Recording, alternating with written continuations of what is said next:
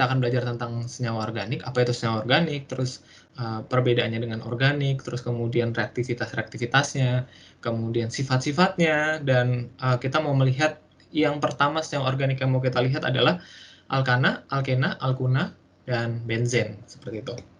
Ya, dan kalau kita lihat dari senyawa organik ini banyak banget dan luas banget areanya. Dan memang senyawa organik ini menuntut kalian untuk menghafalkan ya. Karena banyak beberapa parameter-parameter ataupun sifat-sifat yang akan muncul dengan adanya senyawa organik ini.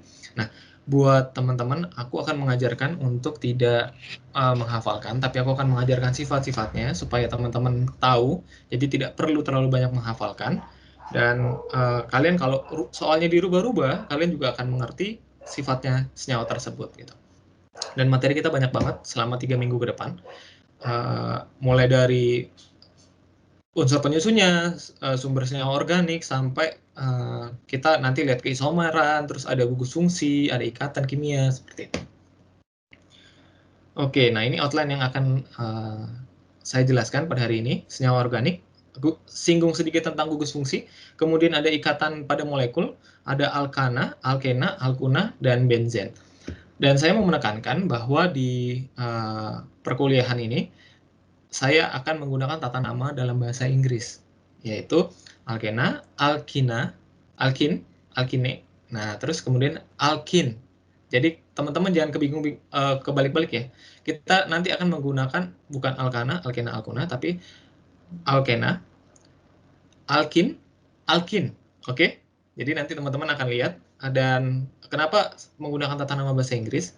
Karena nanti untuk senyawa-senyawa di belakangnya agak sulit untuk diartikan ke dalam bahasa Indonesia. Makanya mulai dari sekarang kita menggunakan tata nama dalam bahasa Inggris. Oke? Nah, dan kalau kita lihat, kalau teman-teman udah lihat PPT-ku, lihat penjelasannya, di situ sudah saya masukkan bahwa ternyata CO2, CO itu adalah senyawa anorganik. Ya, kalau kita bisa lihat kan CO2SO4 jelas, AgCl4 jelas, CS2, H2SO4, grafit, grafen, grafit itu pensil ya, pensil yang kayu, Faber-Castell. Nah, dalamnya itu namanya grafit. Nah, ternyata itu tuh juga senyawa anorganik. Sementara senyawa organik itu ada propena, aseton, C2H4 atau etena, kemudian ada CH4, metana, kemudian ada etanol, C2H5OH. Ternyata senyawa organik itu simpelnya adalah mereka yang mengandung senyawa minimal adalah adanya atom karbon dan hidrogen. Jadi kalau karbon dengan oksigen, itu dia akan menjadi senyawa anorganik. Sementara karbon, hanya karbon aja, seperti grafen sama grafite, itu pun juga termasuk senyawa anorganik, karena tidak mengandung karbon. Gitu. Jadi senyawa organik ini hanya minimal ya, kalau kalian lihat ada senyawa, ada karbon dan hidrogen, itu adalah senyawa organik, klasifikasinya. Seperti itu. Oke. Next, nah ini sumber-sumber senyawa organik itu dari alam, ada dari tanaman, hewan, destilasi kayu, destilasi tar, batu bara, gas alam, dan destilasi minyak bumi. Terus kemudian ada proses fermentasi, dan kemudian banyak banget juga proses-proses lainnya dari alam. Dan selain dari alam, selain dari kita ngambil dari alam, itu kita bisa juga sintesis di laboratorium. Jadi kayak etanol, metanol, kemudian apalagi benzen segala macam itu bisa kita sintesis sendiri ternyata dari di dalam lab gitu. Jadi sumbernya bukan dari alam saja, tapi kita bisa memanipulasi di dalam lab, atau kita bisa sebut senyawa sintesis gitu ya. Sorry. Nah, di sini di sebelah kanan kita itu ada namanya tabel periodik. Tabel periodik ini ya. Dan di tabel periodik ini ada Zalora. Di tabel periodik ini, kenapa tengahnya saya potong? Karena yang kita mau lihat adalah untuk senyawa-senyawa organik, yaitu yang golongan 1, A, 2, A3, A4, A5A, sampai 8A. Teman-teman, kalau ini aku zoom dikit, karbon itu ada di golongan 4A ya. 4A itu berarti, nggak bisa dikecilin, 4A berarti elektronnya berada di luar kulit paling luar dari kulit elektron itu berada di jumlahnya adalah 4. 1, 2, 3, 4. Ya. Nah, kalau kita lihat kan, yang di atas ini ada 6 nih. 6 itu adalah nomor atom. Jadi, nomor atom itu bisa kita artikan adalah banyaknya jumlah proton sama dengan jumlah elektron. Berarti kalau 6, jumlah elektronnya adalah 6 juga ya. Kita bisa hitung 1, 2, 3, 4, 5, 6. Nah, gitu ya. Nah, semua senyawa, semua atom-atom ini ketika berikatan, dia akan membentuk suatu senyawa ya. Senyawa. Dan ketika atom-atom ini berikatan dan membentuk sesuatu senyawa, dia itu harus stabil. Dia harus bisa mencapai ke golongan 8, di mana elektron terluarnya adalah 8. Dan di posisi 8 tersebut, atom tersebut itu menjadi stabil. Jadi semuanya nih, dari C, N, O, F, ini berlomba-lomba nih untuk menjadi 8. Seperti itu. Dan semua atom elektron itu mereka maunya stabil. Nah, kalau yang golongan 1, 2 ini, kebanyakan kan dia cuma ada elektron terluarnya berarti hanya 1. Sementara 2A itu elektronnya hanya 2. Mereka daripada dia ngejar ke 8, mereka membutuhkan 7 ataupun 6, mereka tuh lebih suka untuk melepaskan elektronnya. Udahlah, dibuang aja nih elektronnya yang paling belakang. Seperti itu. Ya. Dan di sini adalah contohnya, atom karbon, C, itu punya elektron ada 4 ya. Jadi kan kita mau bilang adalah senyawa organik, senyawa yang terdiri atas karbon dan hidrogen. Karbon itu punya elektron valensi 4, sementara hidrogen punya elektron valensi 1. Jadi saya gambarkan elektron valensi dari H itu, yang ini, yang X, sementara yang dot adalah dari,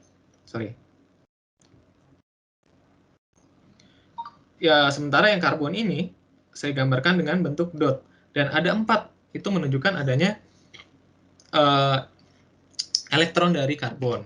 Dan kemudian ketika atom-atom ini mau menuju kestabilannya, ada yang namanya ikatan kovalen dan ada ikatan ionik. Kalau kovalen itu penggunaan secara bersama, kalau ionik dia akan menyerahkan elektronnya, atau yang satunya suka banget sama elektron, yang satunya melepas elektron. Seperti yang tadi aku bilang, golongan 1, 2 itu akan cenderung untuk melepaskan elektron.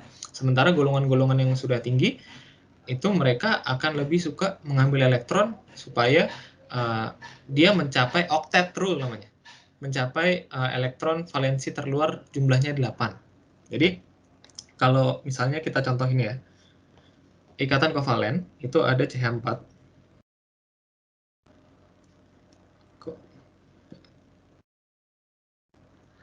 CH4.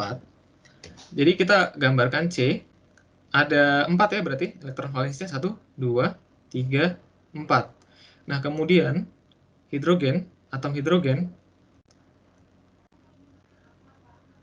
itu punya 1 elektron. Dan jumlahnya dia mengisi di seluruh atom karbon C. Jadi kalau kita gambarkan, seperti ini ya. 1, 2, 3, 4.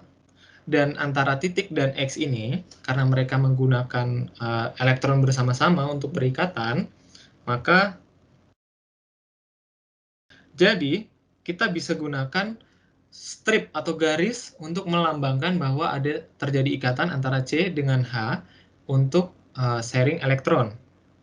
Kita bisa gambarkan, di sini berarti kalau kita hitung jumlah elektron dari C-nya, yang warna merah ini ya, 1, 2, 3, 4, ada 4, 5, 6, ada 7, 8. Berarti atom karbon sudah melengkapi 8 elektron dari ikatannya. Jadi dia sudah stabil nih. Stabil. Nah, hidrogen pun begitu. Hidrogen sudah menjadi ada 2 ikatan. Ini pun hidrogen juga sudah menjadi stabil.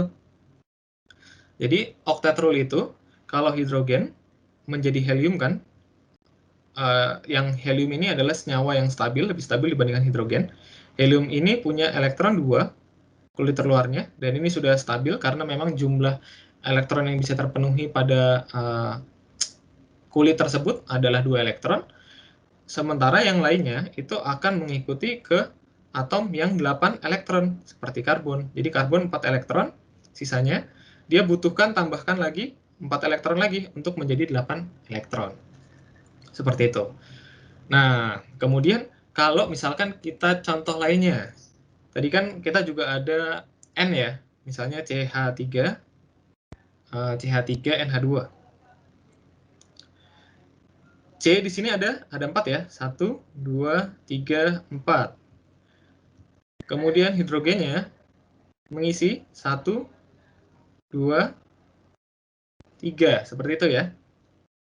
Dan kemudian ada, kita ganti warna, ada nitrogen. Ya, ada 5 ya. 1, kita hitung, 2, 3, 4, 5. Ini dari atom nitrogen. Kemudian hidrogennya 1 lagi kan.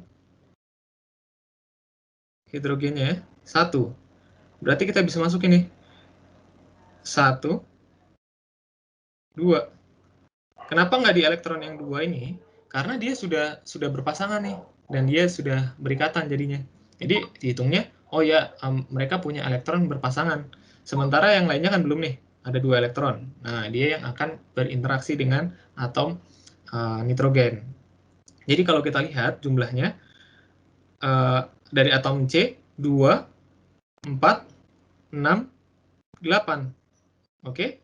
Kalau kita lihat lagi, atom dari N sudah 2, 4, 6, dan 8. Jadi semuanya sudah memenuhi octet rule, sehingga dia menjadi senyawa, dan senyawa tersebut menjadi senyawa yang stabil.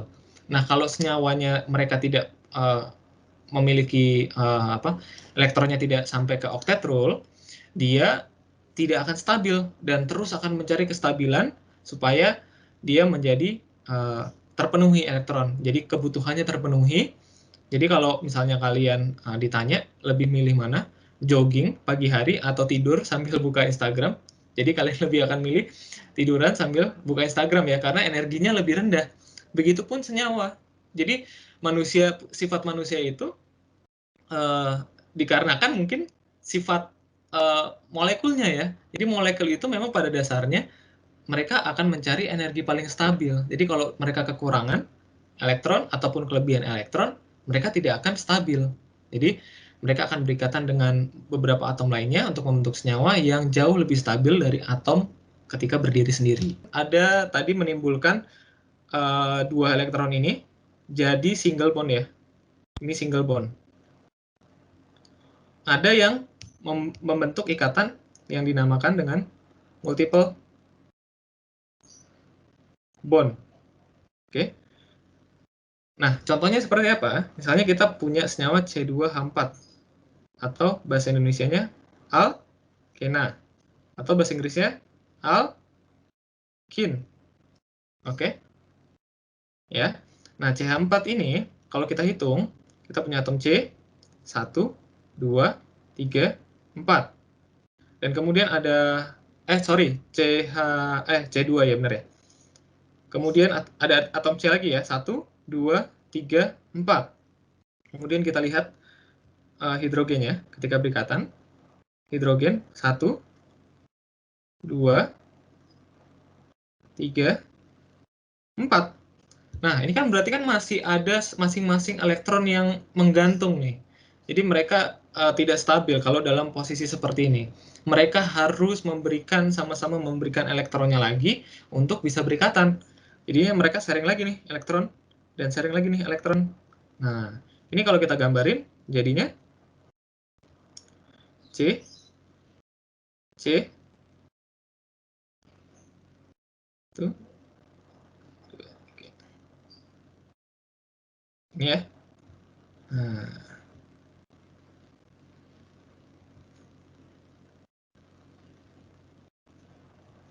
Nah, karena mereka sudah memberikan elektron bersamaan di sini, jadinya dia mempunyai Coba kita hitung dulu deh jumlah elektronnya. C itu ada 1, 2, 4, 6, 8 ya.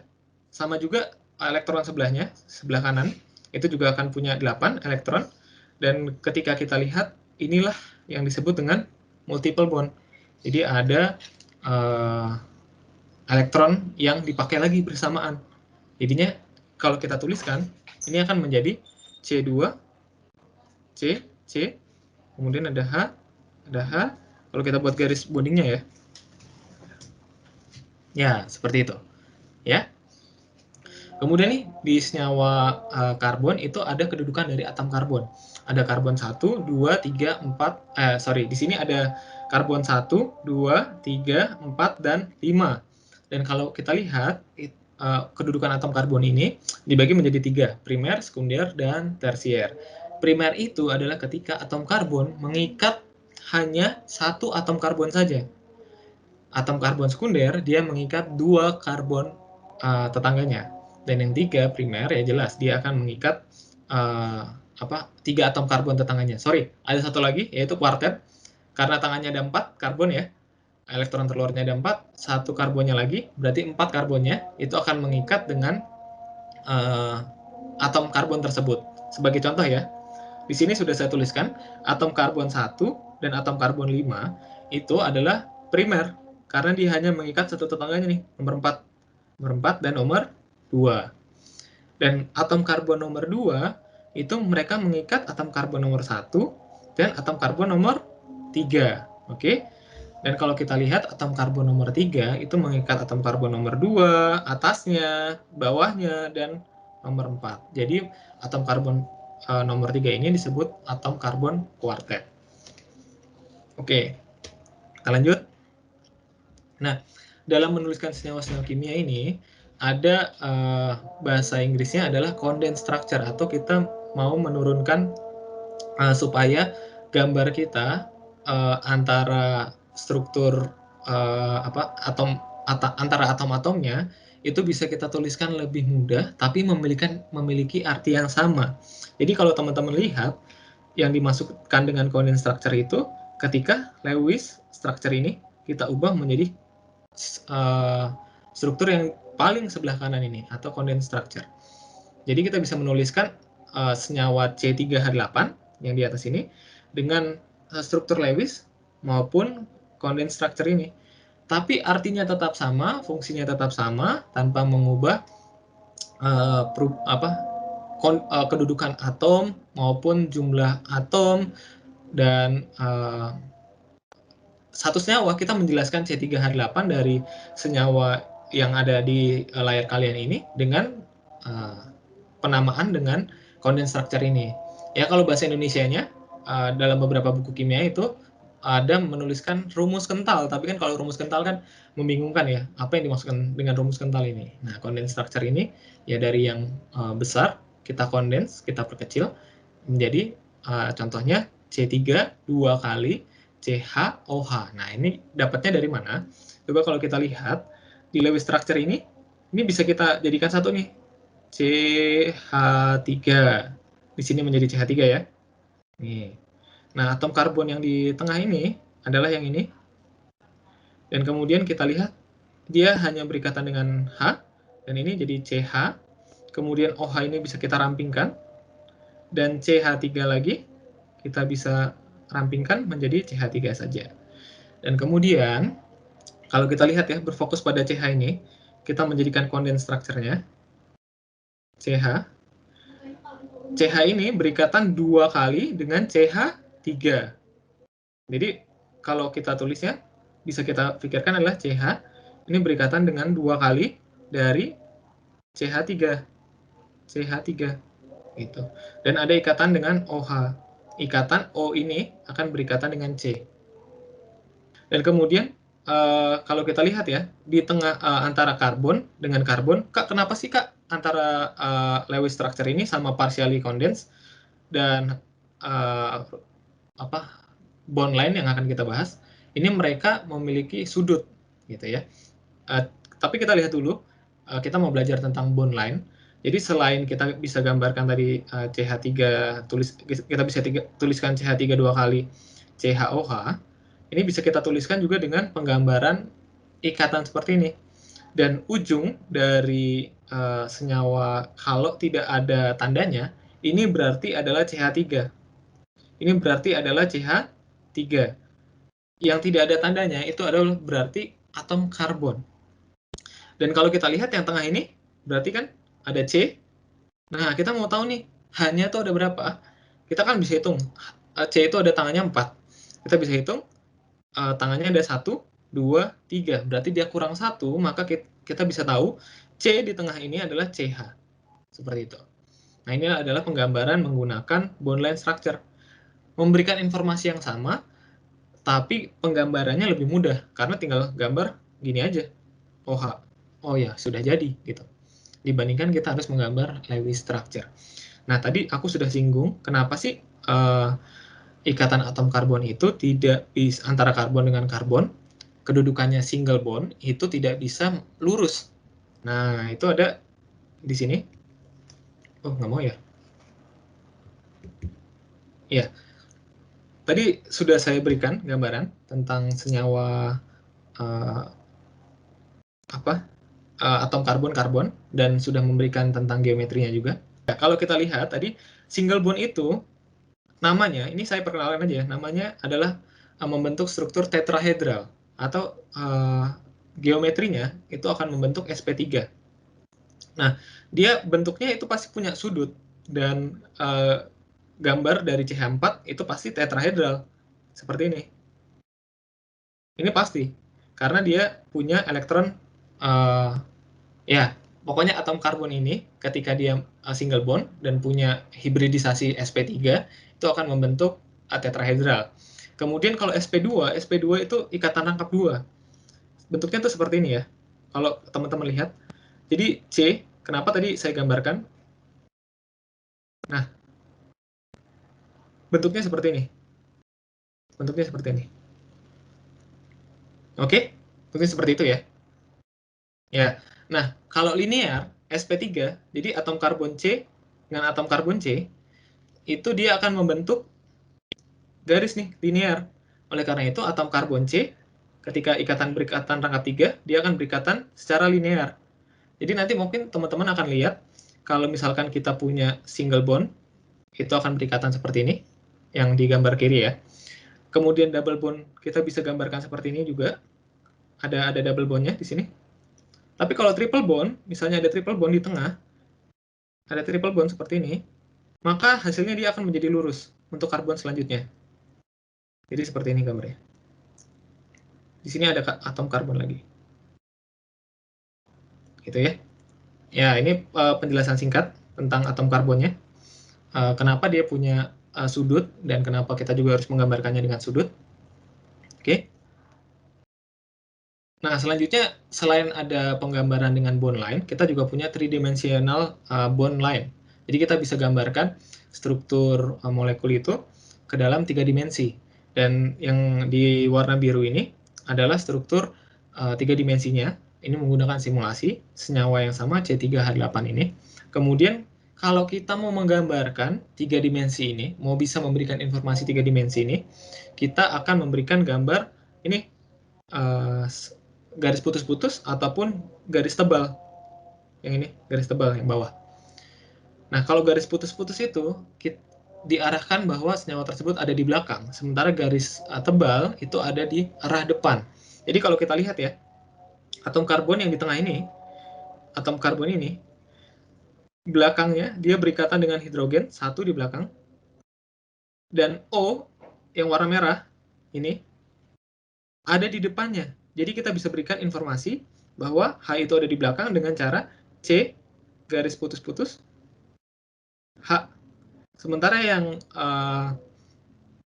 atom O yang ada di depan itu kita berikan gambar simbol garis tebal kemudian O. Seperti itu. Oke? Ya, kita lanjut. Kita akan berbicara tentang elektronegativitasan, yaitu adalah kemampuan elektron untuk menarik elektron.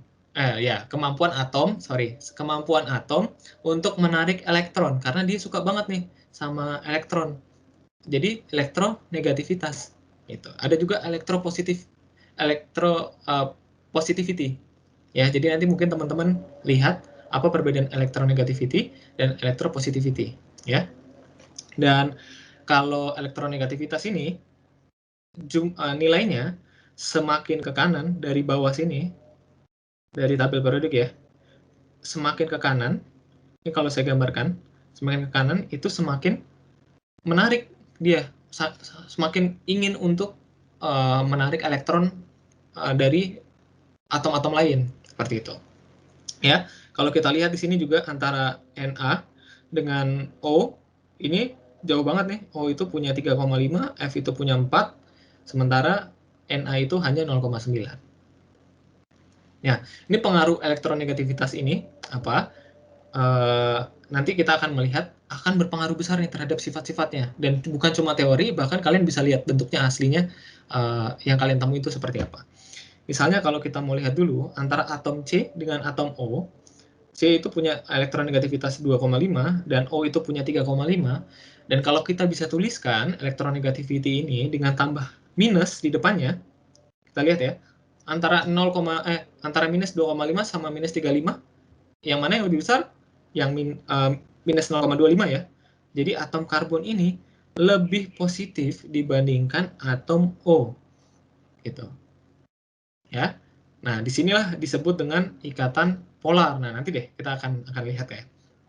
Ini akan terjadi O ini akan cenderung untuk menarik atom-atom karbon yang ada di C gitu. Jadi dia akan lebih negatif dibandingkan atom C. Dan ini adalah contohnya. Misalnya kita punya atom C dengan atom C. Tadi kan kita sudah tahu ikatan hidrokarbon secara single bond ya. C dengan C. Ternyata tidak ada perbedaan keelektronegatifan nih. Maka disebut dengan ikatannya sharing elektron, tapi disebut dengan ikatan kovalen non-polar. Oke? Karena dia tidak terpolarkan, jadi sebutnya non-polar. Kemudian C dengan H, oh iya ada perbedaannya, 0,4 nih perbedaannya antara C dengan H. Tapi hal tersebut tidak cukup kuat untuk memberikan kepolaran atau perbedaan polaritas antara C dengan H. Nah, hint-nya buat kalian, tips and trick-nya adalah kalau memang perbedaan keelektronegatifan tersebut kurang dari 0,5, maka disebut dengan senyawa non-polar. Tapi kalau lebih, itu disebut dengan senyawa kovalen polar. Atau kalau kita lihat ikatan antara C dan O dari senyawa ini, kita bisa lihat pembedanya adalah 1,0. Jadi benar-benar ada pembeda antara O ini atom karbon cenderung lebih positif dibandingkan atom O dalam molekul tersebut. Begitupun juga senyawa OH ini, bedanya adalah 1,4. Nah, antara CO, ikatan CO ini dengan ikatan OH di bawah, ini disebut dengan ikatan kovalen polar karena mereka memang benar-benar bisa terpolarisasikan antara yang kutub positif dan kutub negatif, seperti itu. Oke. Nah, kalau kita mau lihat juga pembedanya di sini antara C atom karbon di sini dengan Li nih, dengan atom yang dimana dia memang mau melepaskan elektronnya. Jadinya pembedanya adalah 1,5 dan 1,6, misalnya Li dan Na. Nah, antara C dengan Li maupun C dengan Na, ini kita bisa bilang merupakan senyawa kovalen polar karena mereka tetap berikatan dan mereka sangat berbeda kutub positifnya dan kutub negatifnya. Jadi menyebabkan terjadi perbedaan kepolaran. Nah, tapi kalau kita lihat lagi, ada ikatan antara Na dan Cl. Kemudian K dengan Cl yang masing-masing memiliki ikatan yang sangat besar nih, perbedaan keelektronegatifannya 2,1 dan 2,2. Nah, karena perbedaan keelektronegatifan ini, Na itu kan punya satu ya. Na itu punya satu elektron. Sementara Cl itu punya 7 ya. 1, 2, 3, 4, 5, 6, 7. Nah, Cl ini cenderung untuk mengambil elektron, dan Na ini maunya ngelepas elektron ini supaya dia menjadi lebih stabil. Karena octet rule tadi ya, Na ini kelebihan 1 elektron, jadi supaya jadi 8 ya mendingan dikurangin 1 kan. Nah, jadi si Cl ini mengambil, men-steal nih elektron dari Na. Jadi di Cl akan kelebihan elektron, sementara di Na ini akan kekurangan elektron. Jadinya Na-nya ini menjadi Na+, dan Cl-nya ini menjadi Cl-. Dan pembedanya karena sangat besar, dia termasuk ke dalam ikatan ionik. Nah, hint-nya adalah kalau lebih dari 1,7 itu adalah ikatan ionik, sementara kurang dari 1,7 itu adalah ikatan kovalen polar. Tapi di sini ada tanda, nilai 1,7 ini adalah nilai relatif. Karena ketika memang pembedanya terlalu besar antara C dengan Li maupun C dengan Na, mereka akan cenderung juga memiliki sifat semi-semi ionik nih. Jadi C-nya ini akan menstil atau mengambil elektron yang saya tandai warna merah, dia akan cenderung untuk mengambil elektron dari Li-nya, sehingga C-nya ini akan bermuatan memang totally negatif, bukan parsial negatif. Jadi kalau tadi teman-teman lihat gambar seperti ini adalah parsial negatif, dan ini adalah parsial positif. Jadi kayak, oh ya masih malu-malu kucing lah istilahnya. Tapi kalau udah bentuknya negatif seperti ini dan positif seperti ini, dia memang sudah totally menarik elektron, menstil elektron, ataupun mereka sudah melepaskan elektron.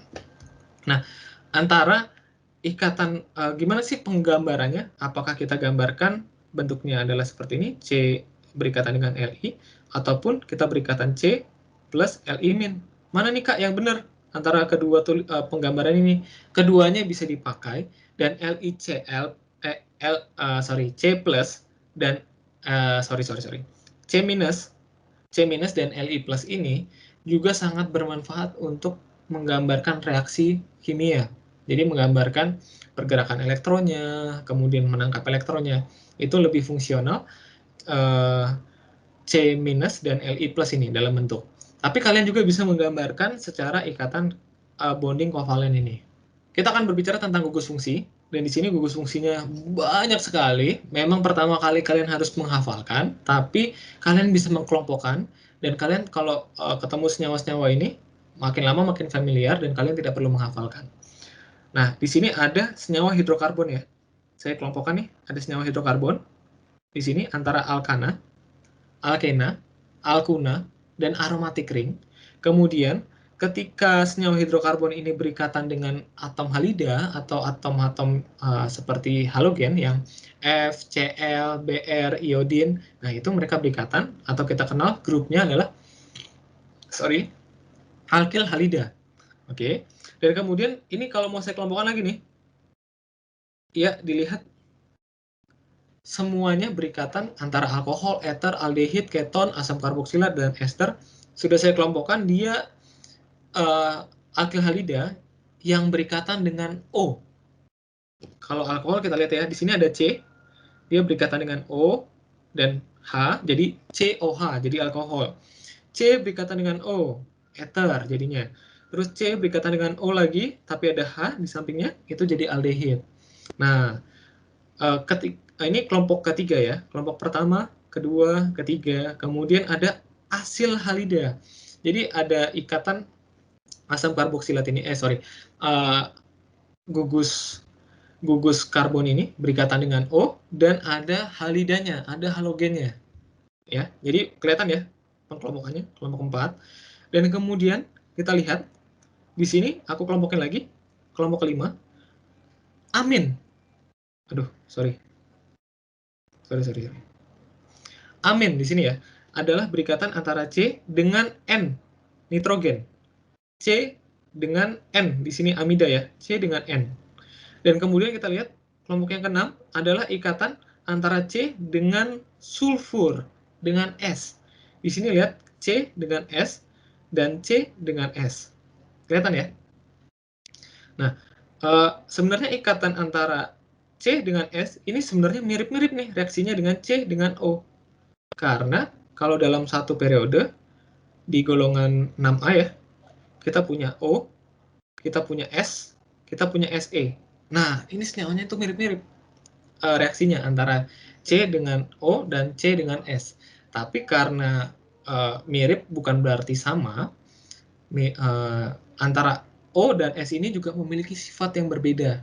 Jadi kita bisa melihat ataupun kita bisa memastikan senyawa tersebut memiliki sifat sifat-sifat tertentu yang berdasarkan gugus fungsinya ini. Nah, inilah yang kita kenal dengan gugus fungsi. Jadi teman-teman kalau melihat senyawa, jangan lihat kompleks senyawanya, tapi lihat gugus fungsinya dan kalian tahu sifatnya. Seperti itu ya. Oke, selanjutnya ada ikatan pada molekul. Ikatan pada molekul itu ada intramolekuler, ada intermolekuler. Intra itu ada di dalam molekul. Dalam molekul. Kalau intermolekul, bayangkan adalah internasional. Nasional. Adalah antar negara. Berarti antar molekul. Berarti kalau intermolekul itu ada di dalam molekul. Jadi kalau di dalam kita gambarkan molekul dengan bulatan bola ini, gaya-gaya intramolekul itu ada di dalam molekulnya. Sementara intermolekul kita gambarkan molekulnya menjadi bola lagi. Dan ini akan memiliki interaksi nih yang garis putus-putus. Yang saya gambarkan garis putus-putus ini antara molekul yang kiri dengan molekul yang kanan. Disebut dengan gaya intermolekuler. Oke. Dan kalau kita bisa gambarkan antara ikatan intramolekuler dan intermolekuler, ini adalah seperti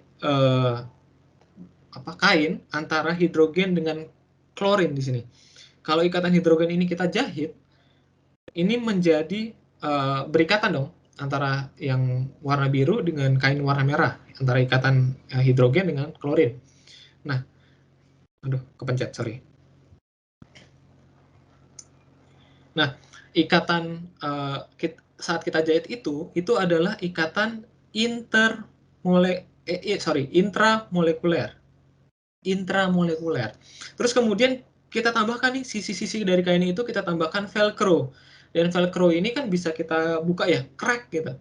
Nah, velcro ini juga bisa menempelkan antara kain kain merah biru ini, merah biru itu bisa kita lekatkan secara bersamaan, tapi kita bisa juga copotkan, pisahkan itu.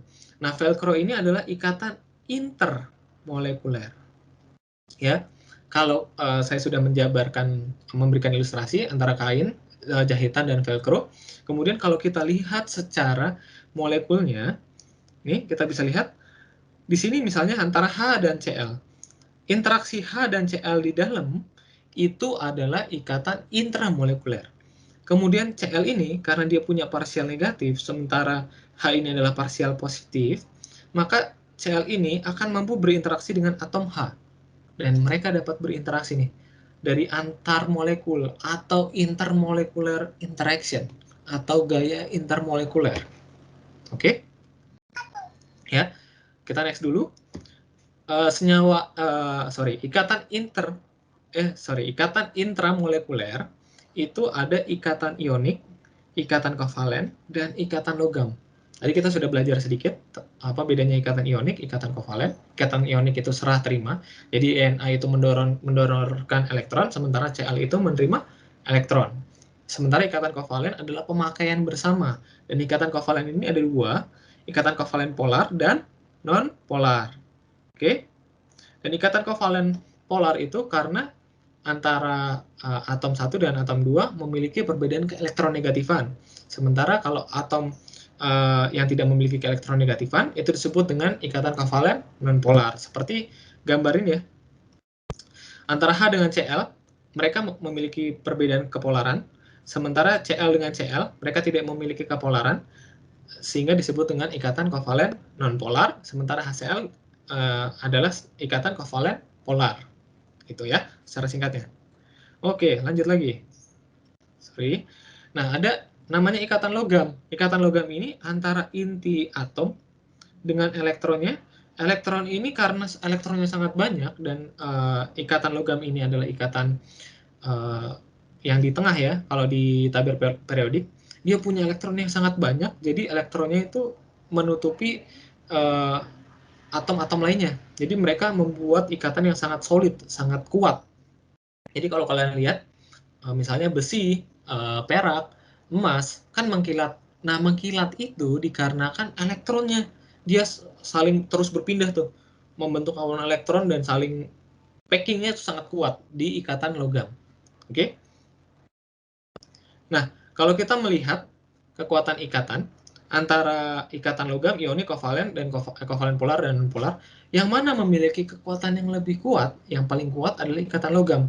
Karena dia ini ya, menutup sekali antara elektron dan atom-atomnya. Kemudian ada kedua adalah ikatan ionik, ketiga adalah ikatan kovalen, yaitu kovalen polar, dan yang terakhir adalah ikatan kovalen non-polar. Oke. Selanjutnya, nah di sini ada ikatan intermolekuler atau yang saya sudah jelaskan tadi, ikatan antar molekul. Jadi kalau kita lihat ada ikatan hidrogen, ikatan dipol-dipol, dan interaksi hidrofobik atau yang kita kenal dengan gaya London. Nah, ikatan hidrogen ini sama seperti tadi, ada HCl, Cl-nya parsial positif, dan H-nya itu Cl-nya itu parsial negatif dan H-nya itu parsial positif, maka mereka dapat berinteraksi. Nah, ikatan hidrogen ini juga terjadi karena perbedaan kepolaran antar molekul.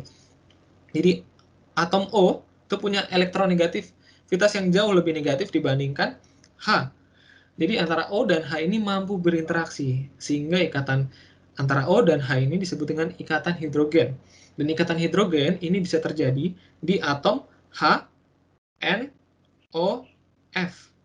Hanya pada HNOF saja, tidak pada ikatan lainnya, tidak pada atom-atom lainnya. Kemudian yang selanjutnya adalah ikatan dipol.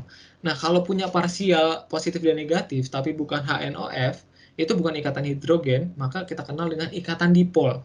Nah, ikatan dipol-dipol ini adalah ikatan yang memang punya parsial negatif dan parsial positif, sama kayak ikatan hidrogen, tapi bedanya dia bukan antara atom H dengan N, atau H dengan O, atau dengan H dengan F, tapi adalah H dengan C.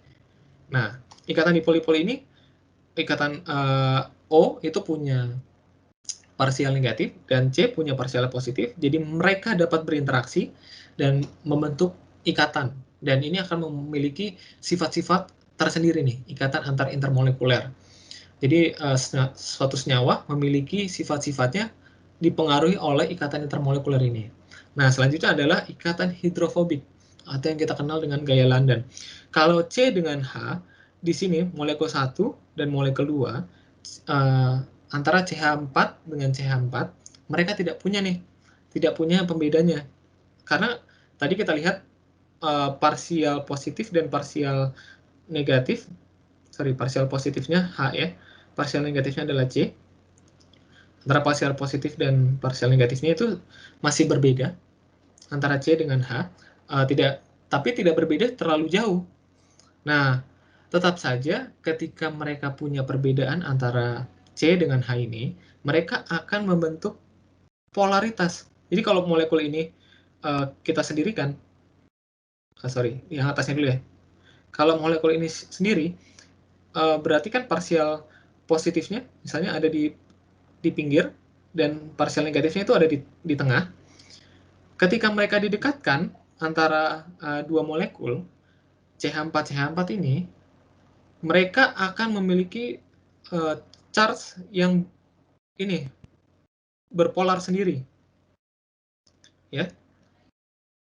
Jadi mereka membentuk kutub-kutub positif dan negatifnya sendiri. Jadi antara kutub positif dan kutub negatif antara molekul ini, mereka tetap dapat berinteraksi, tapi sangat kecil. Oleh karena itu, kita kenal dengan gaya London.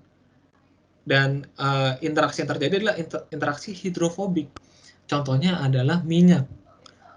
Antara minyak dengan minyak bisa larut. Tapi antara minyak dengan air, karena minyak itu tidak memiliki ikatan hidrogen, ikatan dipol-dipol, maka minyak itu tidak bisa larut di dalam air. Seperti itu. Ya, kita sudah bilang tadi senyawa organik itu terdiri dari senyawa C dan H. Dan yang paling nyata, ikatan C dan H adalah ikatan hidrokarbon. Dan ikatan hidrokarbon ini terbagi lagi, ada ikatan hidrokarbon alifatik dan siklik. Alifatik itu adalah satu rantai, sementara kalau siklik ini, rantai ini antara ujung satu dengan ujung yang paling belakang, itu mereka berikatan dan membentuk siklik. Misalnya ada atom karbon 6 nih, 1, 2, 3, 4, 5, 6. Ini kan disebut dengan sana ya. Tapi kalau dia sudah berikatan ujung sama ujung dari heksana ini, dia akan membentuk sikloheksana. Seperti itu. Nah, ikatan siklik ini ada yang jenuh dan tak jenuh. Jadi kalau teman-teman pernah dengar minyak jenuh dan tak jenuh, itu jenuh itu adalah rangkap 1. Sementara tak jenuh itu adalah rangkap 2 atau rangkap 3. Seperti itu. Ya. Jadi kalau kita bilang alkana itu adalah rangkap 1, alkena dan alkuna itu adalah rangkap 2 dan rangkap 3, berarti alkena dan alkuna ini adalah senyawa tak jenuh. Gitu ya.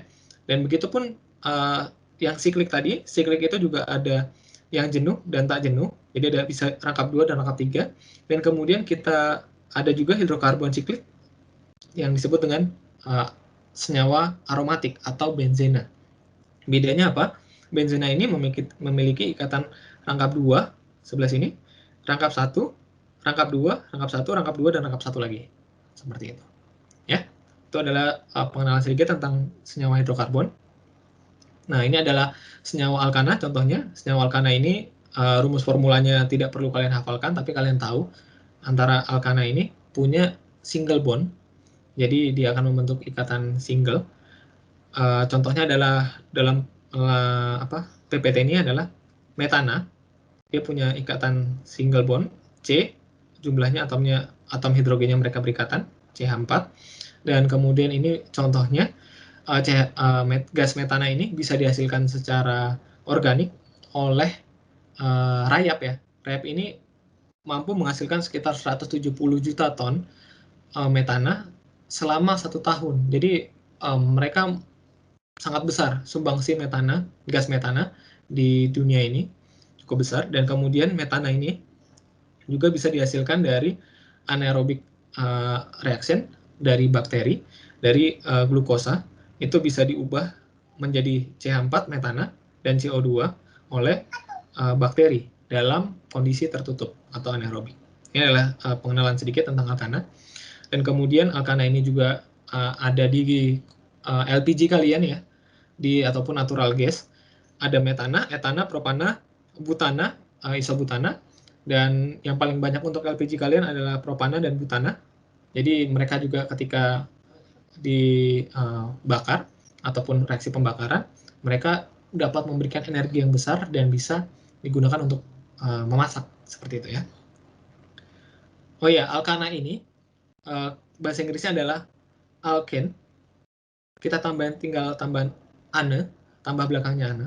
Jadi kalau teman-teman dulu diajarin adalah metana, etana, propana, sudah benar. Tapi lebih mudahnya untuk mengurutkan selanjutnya nanti ke belakang, kita hafalkan adalah 1 itu met, 2 itu et, 3 itu prop, tanpa ana, tanpa ane. Jadi kita hafalkan 1 met, 2 et, 3 prop, 4 but, 5 pen, 6 hex, 7 hep, 8 oct, 9 non, 10 dek, 11 andek, 12 dodek, sampai 20 itu ikos, 30 itu triakon. Nah, itu ada nama-nama sendiri, tapi kita nggak sampai ke 20 ataupun 30. Ketika nama-nama awalan ini, kita tinggal tambahin, misalnya CH, C-nya hanya 1, atom karbonnya hanya 1, berarti kita tinggal tambah met, kita tambahin ane, jadi meten. Oke, begitupun seterusnya nih, jumlah atom karbonnya. Jadi kita tinggal tambahin ane-nya di belakang met. Oke, mungkin teman-teman juga sudah tahu ya tentang penulisannya. Tapi ini saya penekanannya karena ada penamaan IUPAC baru untuk senyawa. Jadi cukup sulit untuk kalian kalau masih menggunakan konsep metana, terus A-nya itu nanti diganti jadi metena, nah segala macam itu akan sangat sulit. Tapi kalau kalian menggunakan bahasa Inggris ini, kalian cukup mengerti tentang tata nama IUPAC yang baru. Dan tapi perkuliahan kita kali ini tidak menggunakan IUPAC yang baru, tapi menggunakan IUPAC yang sedikit lama, tapi bisa tetap bisa dipakai ya. Misalnya ada contoh kayak gini, metana itu bisa dituliskan seperti ini. Nah, ini IUPAC penulisan yang baru. Mungkin kan teman-teman tahu ya, biasanya metana tulis aja met, meten gitu. Tapi sekarang udah dirubah nih, jadi seperti ini. Kalau kita masih menggunakan konsep yang lama, tidak menghafalkan met, add, prop, boot, pen, itu akan sangat sulit untuk kedepannya. Seperti itu ya. Next, nah ini adalah nomenklatur alkana, atau alkena, alken. Nah, alken ini yang pertama adalah kita lihat the longest constituent ya. Jadi untuk menentukan nama senyawa tersebut adalah kita harus melihat rantai paling panjang.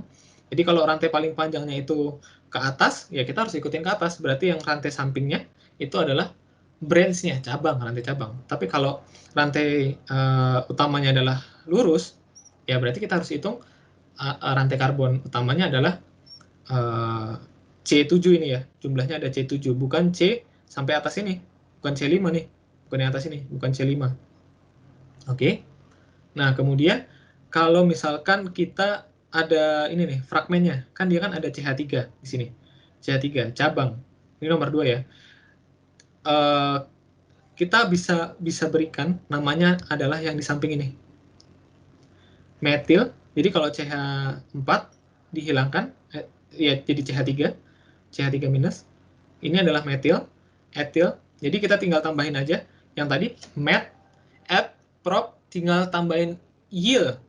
Tinggal tambahin yil di depan. Jadi metil, etil, propil, butil, heksil, pentil, heptil. Nah, kayak gitu ya. Oktil. Terus selanjutnya.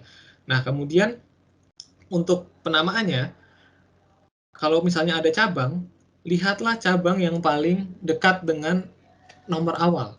Jadi misalkan senyawa ini yang di bawah, yang paling dekat kan senyawa yang sebelah kiri. Dia penulisannya sebelah kiri. Kenapa? Karena nomor satunya itu adalah yang paling dekat dengan cabang ini.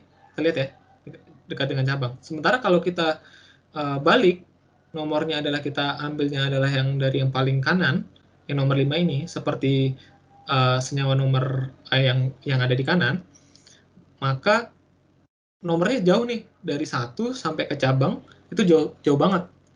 Jadi bukan 4 metil penten, tapi 2 metil penten ya.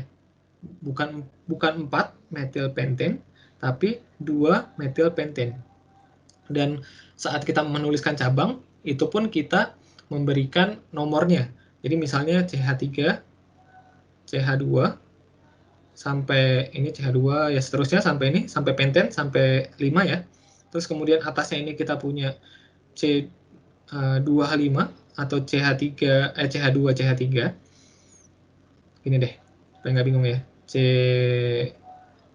CH2, sini CH2 dulu deh. CH2 terus CH3. Nah, ini adalah rantai etil. Jadi kita tulis 1 2, berarti 2 etil penten. Penten. Oke. Gitu ya.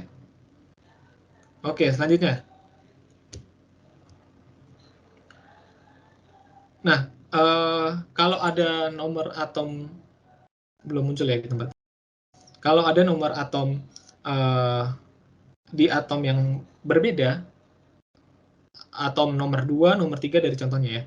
Atom nomor 2 dan nomor 3, maka kita harus juga menyebutkan 2 dan 3-nya. 2 dan 3-nya. Seperti itu ya. Terus kalau ada 2 konstituen yang sama, substituen yang sama, CH3, berarti kita bisa tuliskan di, kalau 3 yang sama itu ada tri, 4 yang sama itu ada tetra. Ya, begitu terus semuanya. Ya, jadi setelah penomoran, jadi contohnya senyawa ini adalah senyawa 2, 3 di metil, terus baru senyawa rantai utamanya. Ada 6 berarti heksen, gitu ya. Nah, terus kemudian kalau ada substituen yang berbeda antara metil, ini kan metil ya. Terus kemudian C2H5 adalah etil, gitu ya. Nah, kita lihat berdasarkan alfabet nih, listed alphabetically. Jadi E ini akan lebih dulu dibandingkan M.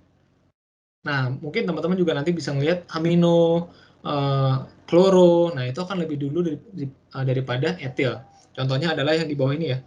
Nah, untuk yang kayak nitro, bromo, ini ada singkatannya lagi di atas ini. Jadi teman-teman nanti bisa lihat juga. Nah, antara nitro sama bromo, berarti kan bromonya dulu, B dulu daripada nitro. Jadi ditulisnya 3 bromo, 2 nitroheksen. Yang ini ya. Ya, begitu. Untuk tata nama alkana. Dan alkana ini bisa juga membentuk siklik, yang tadi saya sudah bilang. Dia bisa membentuk misalnya propen. Di sini kita bisa lihat ya. Ini ada propen, atom karbon 3, propen. Terus ketika membentuk siklik, itu menjadi siklopropen, tinggal tambahin siklo. Siklobuten, 4 but, terus belakangnya ane, tinggal siklobuten, gitu ya. Terus sampai ke heksen, hepten, gitu. Ada juga siklookten, itu juga ada, seperti itu. Dan contoh senyawa sikloalkana ini atau sikloalken ini ada di kolesterol, kemudian di vitamin D3, dan kemudian secara geometri kalau kita mau lihat struktur 3 dimensinya, sikloheksana ini bisa digambarkan dengan struktur kursi seperti ini. Jadi antara sikloheksan yang sebelah kiri sama dengan struktur kursi yang sebelah kanan ini. Sikloheksana atau sikloheksen ini bisa membentuk dua konformasi, yaitu struktur kursi dan struktur boat, struktur kapal. Jadi strukturnya seperti ini. Ya, ini boat nih. Nah, bisa lihat ya, kalau yang kanan ini kenapa struktur kursi? Nah, ini kita bisa gambarin aja nih. Kalau ada orang nih, tiduran nih, nah kan, ini menjadi kursinya nih. Nah, sementara ini boat itu kapal. Nah, kalau kita tambahkan, ya jadi kapal strukturnya. Nah, struktur kursi ini lebih stabil dibandingkan struktur boat, struktur kapal ya.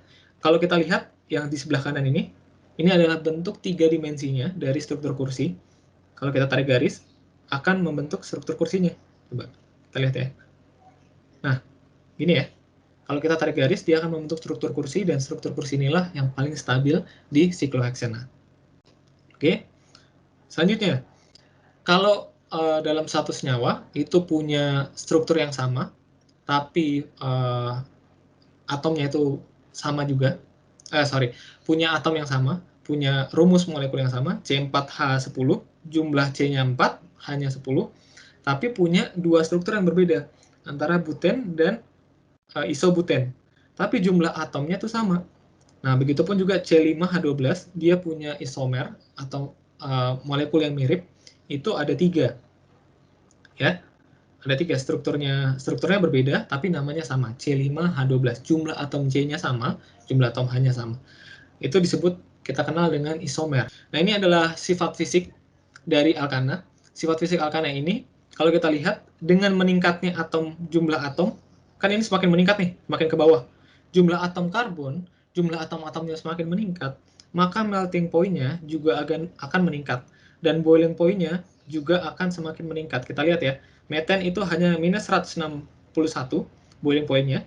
Kemudian deken di sini itu ada 174 derajat Celcius. Nah, dengan adanya peningkatan atom karbon ini, semakin banyak ikatan-ikatan hidrofobik. Karena C dengan H kan tidak bisa membentuk ikatan hidrogen, maka dia akan ada ikatan hidrofobik, dan semakin banyak atom karbon dan atom H-nya, berarti semakin banyak polaritasnya, sehingga mereka bisa semakin berikatan, yang menunjukkan kalau boiling point itu adalah kemampuan untuk melepaskan velcro-nya lagi. Kalau teman-teman yang tadi ya ilustrasi kain dan velcro, boiling point itu akan melepaskan ikatan itu sehingga dia bisa menguap atau mendidih seperti itu ya. Dan semakin kuat ikatannya, berarti semakin besar energi yang dibutuhkan untuk melepaskan velcro-nya, sehingga boiling point-nya itu semakin meningkat.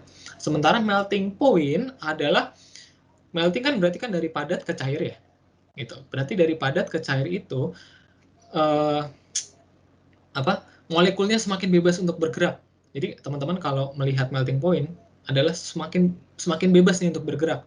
Nah, kalau meten dibandingkan deken, molekulnya lebih mudah bergerak meten dong daripada deken. Jadi energi yang dibutuhkan untuk meten ini menjadi molekul yang mudah bergerak, itu energinya lebih sedikit dibandingkan deken. Ya, secara singkat seperti itu. Next, reaksi yang terjadi pada alkana, ini ada reaksi dengan oksigen, dan kalau alkana ini, atau alken, ini bereaksi dengan oksigen, maka dia akan membentuk CO2 dan H2O. Ya.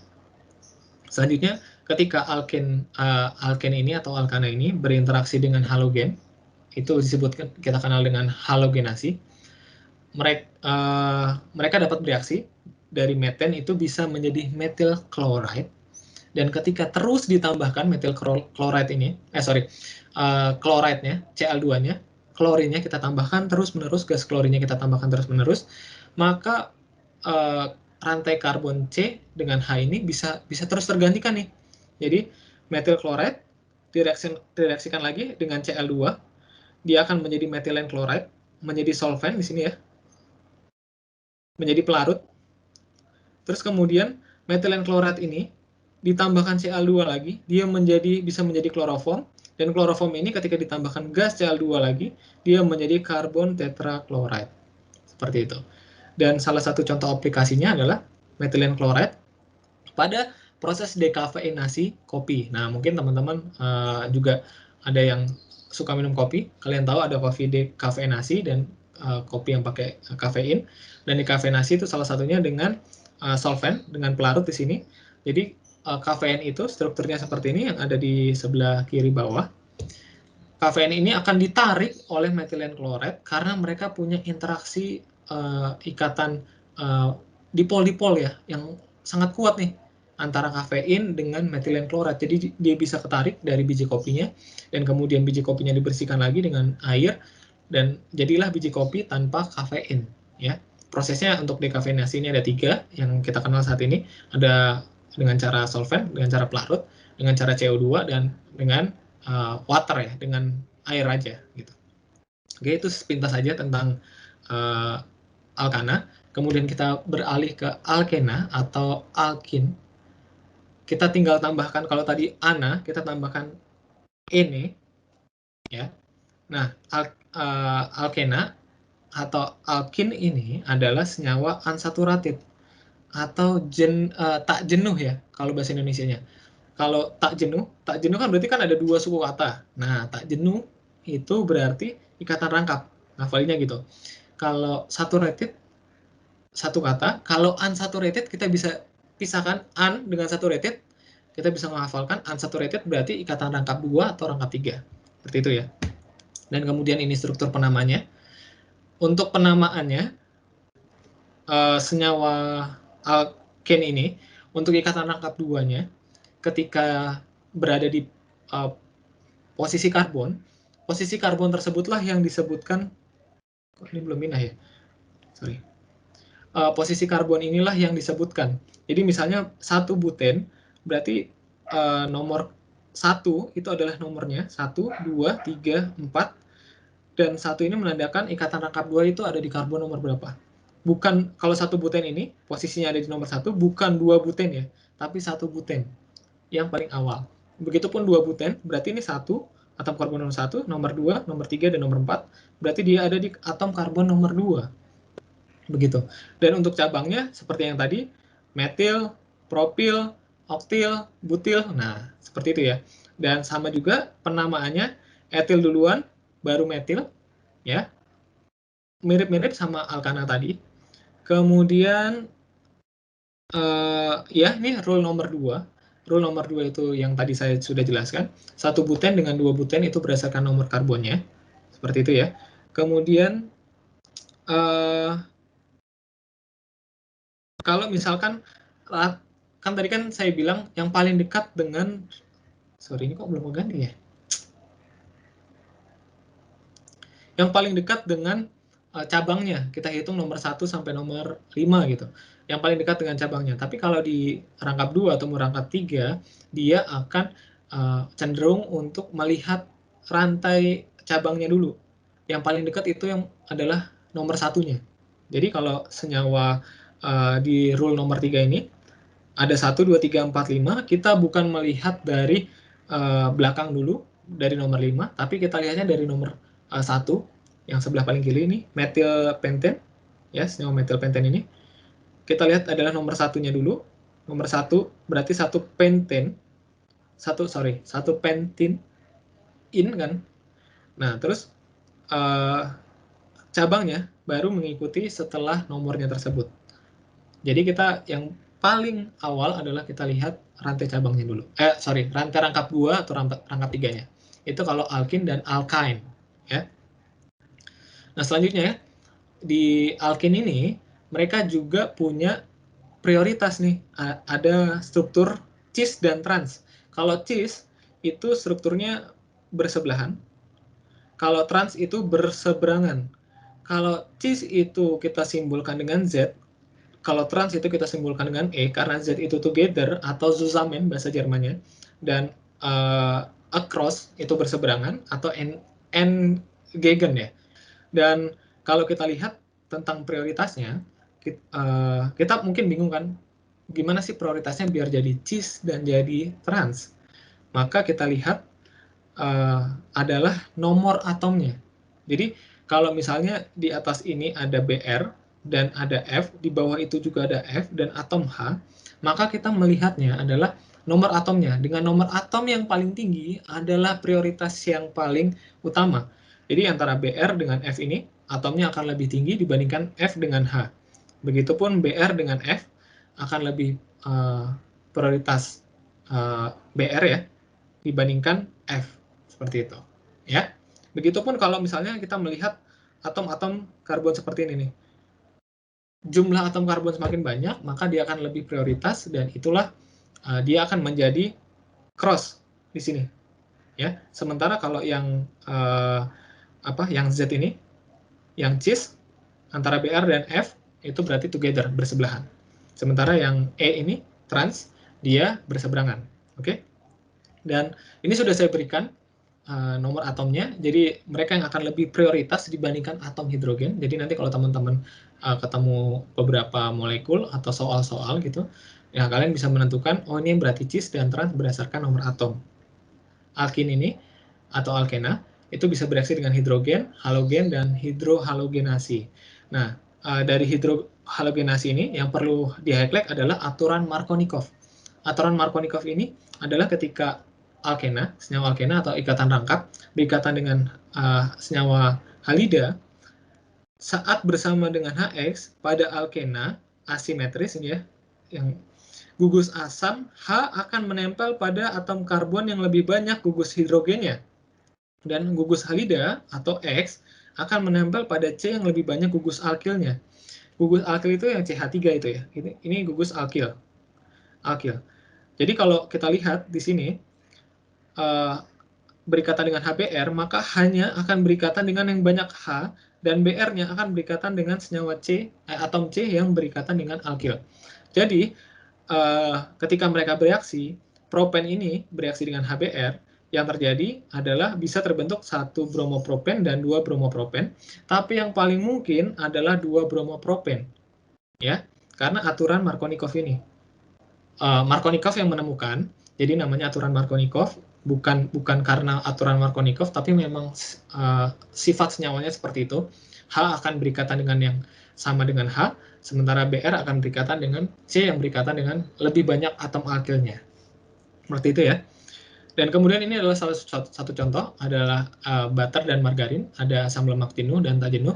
Butter kalau kita lihat, dia lebih banyak asam lemak jenuhnya, yaitu senyawa tunggalnya berarti, dibandingkan margarin, sehingga bentuk butter itu lebih keras dibandingkan margarin. Nah, ini bisa menjadi gambaran ya buat kalian ya. Sementara margarin itu lebih banyak asam lemak tak jenuhnya. Ya, bisa kita lihat ya komparasinya ya. Jadi margarin itu lebih lembek dibandingkan butter untuk sifat fisiknya. Gitu. Next, nah ini adalah contoh cis dan trans dalam penglihatan kita.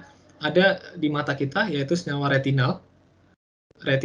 Senyawa ini adalah senyawa 11 cis isomer, dan ketika dia kena cahaya, dia akan menjadi trans, dan ketika menjadi trans, ini akan terputus dari opsin. Opsin ini adalah protein.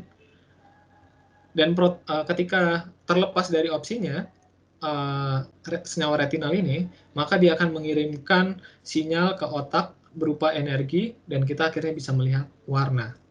Oke, dan ini adalah sifat fisik dari alkena atau alkin, dan kita bisa lihat bahwa peningkatan atom karbon akan meningkatkan juga boiling point-nya. Boiling point-nya akan semakin lebih tinggi. Sama penjelasannya dengan alkana tadi ya, atau alken. Alkin lebih rangkap 2, alkin itu adalah rangkap 3. Nah, selanjutnya senyawa alkena atau alkin ini, kalau kita lihat ada cis dan transnya tadi. Kalau cis itu akan memiliki melting point lebih rendah dibandingkan senyawa trans. Ya tadi kalian bisa lihat margarin itu lebih lembek ya, lebih fluid dibandingkan butter seperti itu. Dan kalau kita lihat karena margarin itu ya punya senyawa-senyawa cis, dan dia juga kalau senyawa cis ini karena dia membentuk huruf U, jadi kan kalau kita packing barang terus barangnya itu tidak penuh semua, maka dia lebih mudah untuk bergerak kan. Nah, begitupun juga di melting point ini. Jadi senyawa trans itu lebih packingannya lebih bagus, lebih rapi, sehingga melting point-nya tidak lebih melting point-nya lebih tinggi dibandingkan senyawa cis seperti itu ya. Kemudian tapi kalau boiling point-nya senyawa cis ini jauh lebih tinggi dibandingkan senyawa trans, karena senyawa trans ini kita sudah tahu ya apa namanya perbedaan polaritas antara C dengan H. Nah, senyawa trans ini saling menghilangkan, jadi nilai pembedanya dipol-dipolnya akan menjadi 0. Sementara cis dia akan saling mendukung sehingga momen dipolnya itu akan memiliki momen dipol atau lebih tinggi cis dibandingkan trans, karena struktur cis kepolarannya akan saling mendukung antara cis yang sebelah kiri dan cis yang sebelah kanan gitu. Jadi dia akan memiliki ikatan yang lebih kuat antara molekul dengan molekul lain. Ikatan yang lebih kuat, intermolekul lebih kuat, maka boiling point-nya akan jadi lebih tinggi ya. Z ini lebih tinggi 60 derajat, sementara E hanya 48. Ini hanya adalah contohnya. Kemudian kita masuk ke alkin. Ya, ini alkin ini adalah rangkap 3, dan ya penamanya sama kayak alkin tadi. Ini alkin pakai Y, jadi kita tinggal tambahin YNE aja. Metin, etin, propin, seperti itu ya. Sama, penamanya sama, dan mereka alkin ini bereaksi juga dengan hidrogen, bereaksi dengan hidrogen atau membentuk hidrogenasi, bereaksi dengan O2 atau reaksi pembakaran, dan kemudian hidrogen halogenasi. Sama, mereka juga membutuhkan aturan Markovnikov juga, ya. Dan kemudian ini adalah perbandingan sifat fisik alkana, alkena, dan alkuna.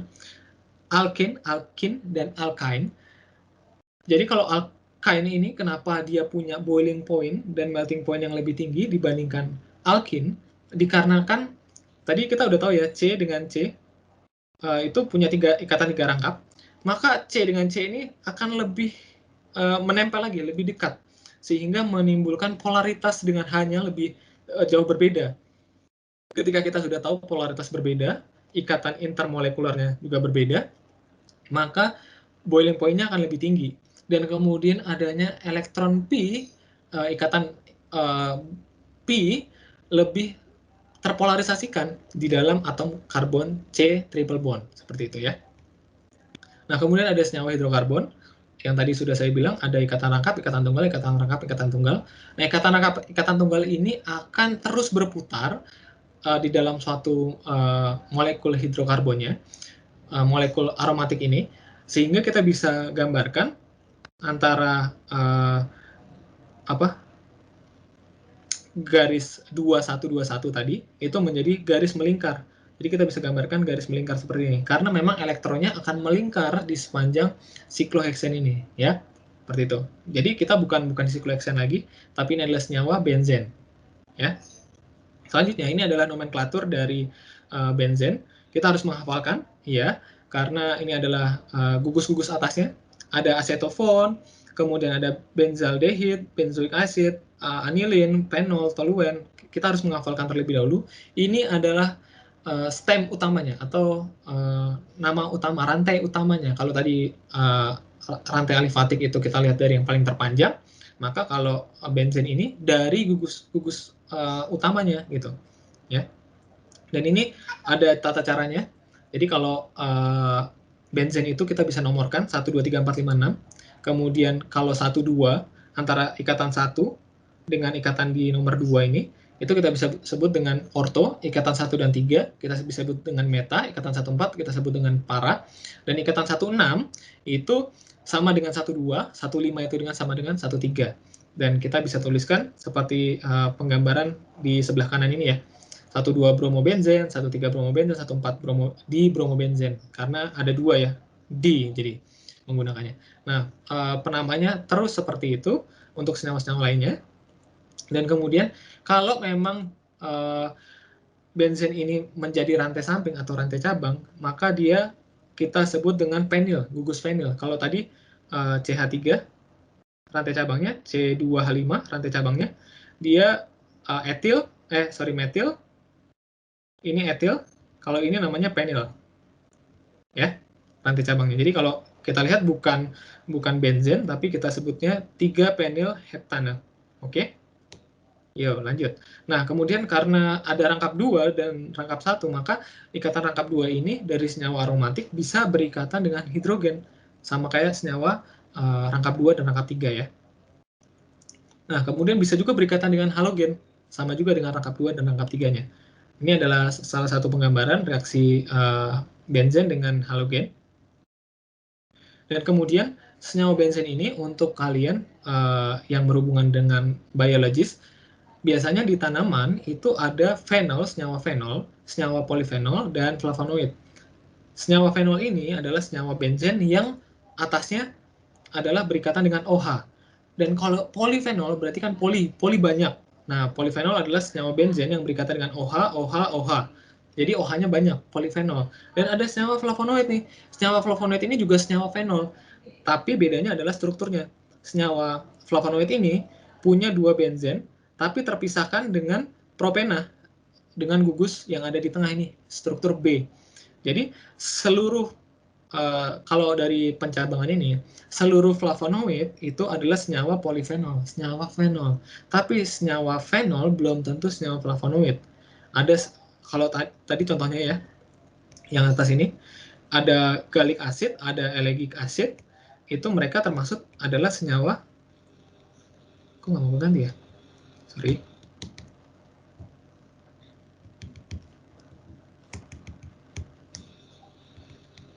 Oke, nggak mau keganti nih. Oke, ya. Sorry.